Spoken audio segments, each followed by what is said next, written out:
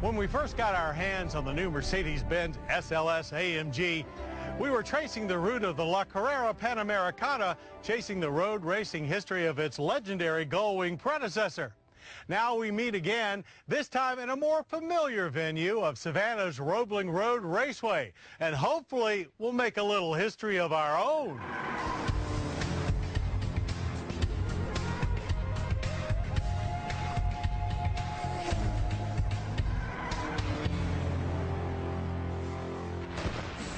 That wonderful stroll through the Mexican countryside sure was nice, but we had different plans for this SLS. 9 turns and a long front straight to be exact.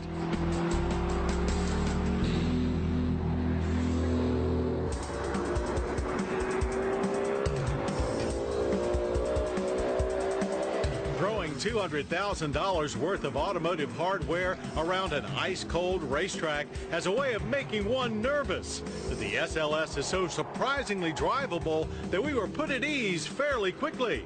It stays very flat in corners and has an incredible amount of power for coming out of them. And the sound is pure automotive awesome.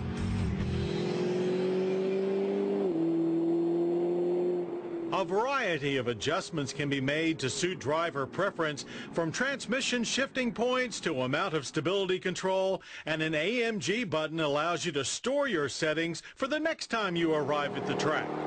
53% rear weight bias and a long hood have the potential to make for an awkward-feeling car, but the SLS turns in very quickly, and the steering has a delightfully tight feel to it. Shifting for the 7-speed rear-mounted gearbox is done by steering wheel-mounted paddles. Shifts were fairly responsive in Sport Plus mode, but not as good as some other sequential manuals we've driven. Brakes are pretty much a slam-em-on affair. No dive, no fade, no worries, thanks to AMG Racing's 2-piece floating compound brake disc design. Providing power for our 160-mile-per-hour front straight blast is AMG's own 6.2-liter V8.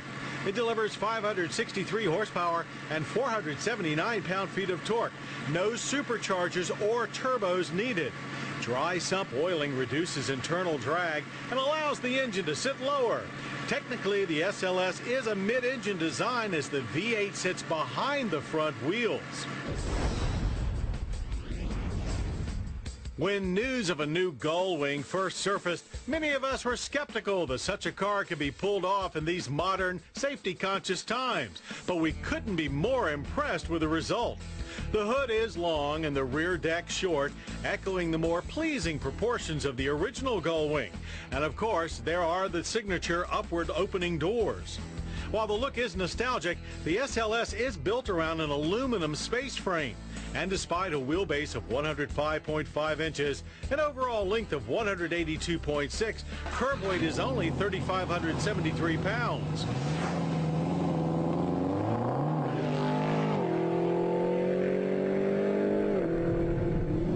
Hustled those 3,500 plus pounds through the quarter mile in only 11.8 seconds with a speed of 123 miles per hour.